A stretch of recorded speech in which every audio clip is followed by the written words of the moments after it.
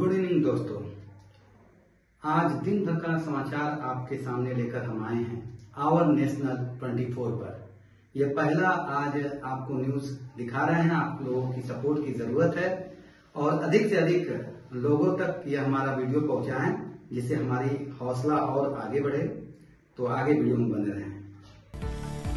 प्रधानमंत्री ने श्रम प्रधान निर्यातकों से की मुलाकात। परिधान, चमड़ा, रत्न एवं आभूषण और समुद्री खाद्य सहित विभिन्न क्षेत्रों के प्रतिनिधि हुए शामिल। व्यापारिक चुनौतियों से निपटने पर हुआ मंथन। वैश्विक व्यापार में भारत के प्रतिस्पर्धी बनने के उपायों पर भी हुई चर्चा। जीएसटी की दरों में कमी करने के केंद्र सरकार के फैसले का नजर आया असर। त्योहारी खरीदारी के कारण सकल जीएसटी संग्रह 4.6% बढ़कर हुआ 1.96 लाख करोड़ रुपए। शुद्ध जीएसटी राजस्व में भी हुई 0.2% की वृद्धि। फेस्टिव सीजन में डिजिटल पेमेंट का भी बना रिकॉर्ड। अक्टूबर में यूपीआई पर 2070 करोड़ का हुआ ट्रांजैक्शन। समावेशी विकास की दिशा में नए मानक स्थापित करेगा भारत। कोलकाता में भारत चैंबर ऑफ कॉमर्स की 125वीं वर्षगांठ समारोह में लोकसभा अध्यक्ष का संबोधन। कहा, सामूहिक प्रयत्नों से 2047 तक विकसित और आत्मनिर्भर भारत का सपना होगा साकार।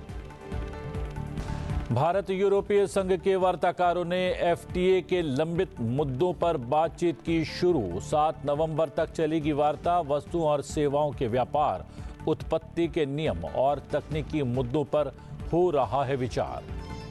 कोल्लम में फातिमा माता नेशनल कॉलेज के हीरक जयंती समारोह में शामिल हुए उपराष्ट्रपति सीपी राधाकृष्णन। चरित्र निर्माण में शैक्षणिक संस्थानों की महत्वपूर्ण भूमिका पर दिया जोर। नशे की लत को बताया युवाओं के सामने बड़ी चुनौती। से नो टू ड्रग्स मूवमेंट को समर्थन देने की अपील। चमड़ा, रत्न एवं आभूषण, हस्तशिल्प, इंजीनियरिंग और समुद्री खाद्य सहित विभिन्न क्षेत्रों के प्रतिनिधियों ने हिस्सा लिया। इन क्षेत्रों के निर्यात संवर्धन परिषदों के प्रमुख भी बैठक में शामिल हुए। सरकार की ओर से वित्त मंत्री निर्मला सीतारमण, वाणिज्य एवं उद्योग मंत्री पीयूष गोयल, कैबिनेट सचिव टीवी सोमनाथन और कपड़ा, वाणिज्य तथा एमएसएमई मंत्रालयों के सचिव बैठक में उपस्थित रहे। ये बैठक ऐसे समय में हुई जब कुछ क्षेत्रों को छोड़कर अमेरिका के भारतीय वस्तुओं पर लगाए गए 50% के भारी शुल्क के कारण श्रम प्रधान क्षेत्र को चुनौतियों का सामना करना पड़ रहा है। वस्तुओं एवं सेवाओं की प्रतिस्पर्धात्मकता में शुल्क या आयात शुल्क महत्वपूर्ण भूमिका निभाते हैं।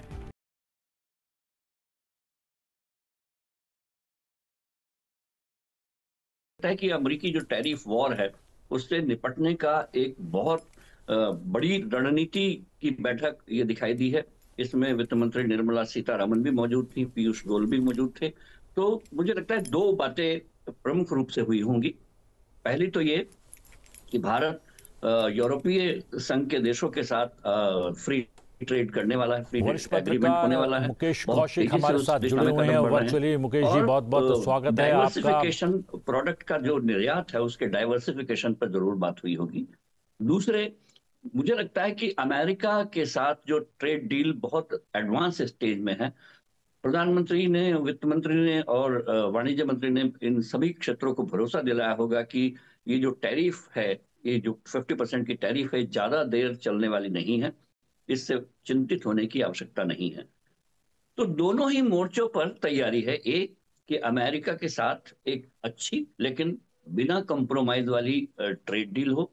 दूसरा ये कि अगर ये टैरिफ सस्टेन करती हैं और मान लिया अमेरिका के साथ वो डील अभी नहीं हो पाती है, तो लॉन्ग टर्म में ये देखा जाए कि इन क्षेत्रों को कैसे हम लोग डाइवर्सिफाई कर सकते हैं।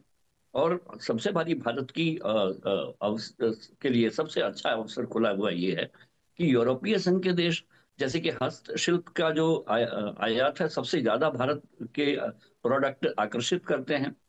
टेक्सटाइल बहुत ज्यादा आकर्षित करता है। जेम्स एंड ज्वेलरी, जिसमें भारत का कोई कंपटीशन नहीं है। और अगर फिनिश ज्वेलरी की बात देखें तो फिनिश ज्वेलरी में भारत दुनिया का किंग है। तो ऐसे में मुझे नहीं लगता कि इन क्षेत्रों को बहुत लॉन्ग टर्म के लिए चिंतित होने की जरूरत है।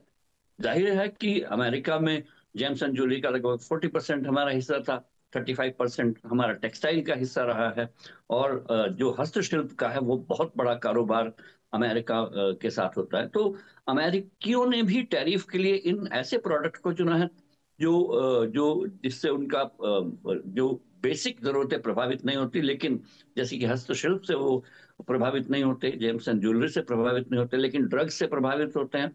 जो जेनेरिक ड्रग्स हैं उस पर उन्होंने टैरिफ नहीं लगाया। तो ये बहुत चालाक मूव थे। भारत को भी उतनी ही चतुराई से काम लेना है। प्रधानमंत्री ने, वित्त मंत्री ने, वाणिज्य मंत्री ने इन क्षेत्रों को इसके इन इन की फोकस्ड स्ट्रैटेजी के लिए चुना। ये बहुत दूरगामी सोच का प्रतीक है। प्रधानमंत्री नरेंद्र मोदी दिल्ली के भारत मंडपम में emerging science and technology innovation conclave 2025 में शामिल हुए और उस दौरान उन्होंने ये बात कही। इस दौरान देश में रिसर्च एंड डेवलपमेंट इकोसिस्टम को बढ़ाने के लिए 1 लाख करोड़ रुपए का research development and innovation scheme fund launch किया गया। इस दौरान प्रधानमंत्री ने कहा कि प्रौद्योगिकी में देश का विकास एक नियमित क्रम का सिर्फ अनुपालन नहीं है, बल्कि इसमें तेजी से वृद्धि भी हो रही है। उन्होंने कहा कि सरकार देश में नवाचार के आधुनिक तंत्र निर्मित करने के लिए अनुसंधान को सुगम बनाने पर ध्यान केंद्रित कर रही है। साथ ही उन्होंने ये भी कहा कि विश्व के सबसे अधिक सफल डिजिटल सार्वजनिक बुनियादी ढांचे को देश में निर्मित किया गया है। साइंस और टेक्नोलॉजी की दुनिया में बहुत बड़ा दिन है। 21वीं सदी के इस समय में बहुत आवश्यकता थी कि इमर्जिंग साइंस, टेक्नोलॉजी और इनोवेशन पर मंथन के लिए दुनिया भर के एक्सपर्ट एक साथ जुटे आज भी, और वो मिलकर के दिशा दिखाएं। इसी आवश्यकता ने एक विचार को जन्म दिया और इसी विचार से इस कॉन्क्लेव का विजन बना। मुझे खुशी है कि आज वो विजन इस कॉन्क्लेव के रूप में शेप ले रहा है। कई मंत्रालय, प्राइवेट सेक्टर, स्टार्टअप्स और स्टूडेंट्स इस प्रयास में एक साथ है। ये हमारे लिए सम्मान की बात है कि आज हमारे बीच एक नोबेल लॉरिएट भी मौजूद है। मैं आप सभी का बहुत बहुत अभिनंदन करता हूं।